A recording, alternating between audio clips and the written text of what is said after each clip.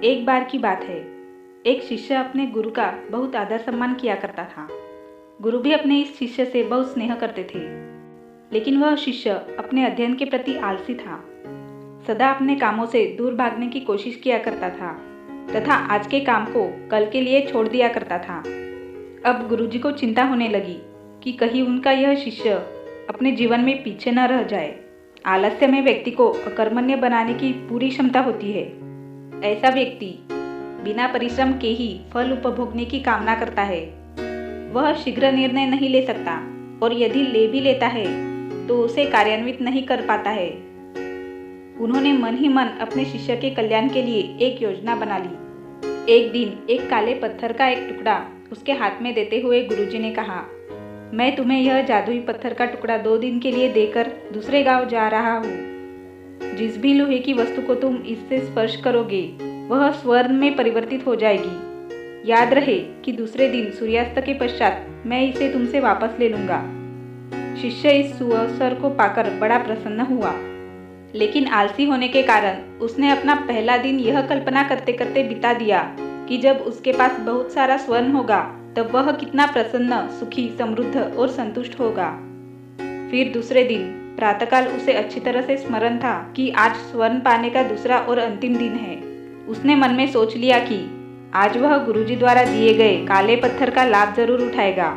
उसने निश्चय किया कि वो बाजार से लोहे के बड़े बड़े सामान खरीद कर लाएगा और उन्हें स्वर्ण में परिवर्तित कर देगा। दिन निकला जा रहा था और वह इसी सोच में बैठा रहा कि अभी तो बहुत समय है। उसने सोचा कि अब तो दोपहर का भोजन करने के पश्चात ही सामान लेने निकलूंगा। भोजन करने के बाद उसे विश्राम करने की आदत थी और उसने बजाय उठ के मेहनत करने के थोड़ी देर आराम करने का उचित समझा।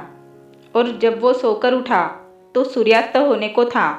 अब वह जल्दी जल्दी बाजार की तरफ भागने लगा, पर रास्ते में ही उसे गुरुजी मिल गए। उनको देखते ही वह उनके चरणों पर गिरकर उस जादुई पत्थर को एक दिन और अपने पास रखने के लिए याचना करने लगा, लेकिन गुरुजी नहीं माने और उस शिष्य का धनी होने का सपना चूर चूर हो गया। इस घटना की वजह से शिष्य को एक बहुत बड़ी सीख मिल गई। उसे अपने आलस्य पर पछतावा होने लगा। वह समझ गया कि आलस्य उसके जीवन के लिए एक अभिशाप है और उसने प्रण लिया कि अब वो कभी भी काम से जी नहीं चुराएगा और एक कर्मठ, सजग और सक्रिय व्यक्ति बनकर दिखाएगा।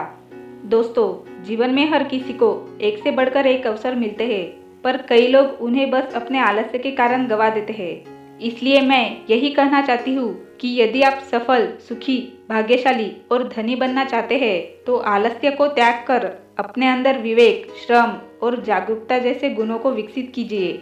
और जब कभी आपके मन में किसी आवश्यक काम को टालने का विचार आए तो स्वयं से एक प्रश्न कीजिए कि आज ही क्यों नहीं।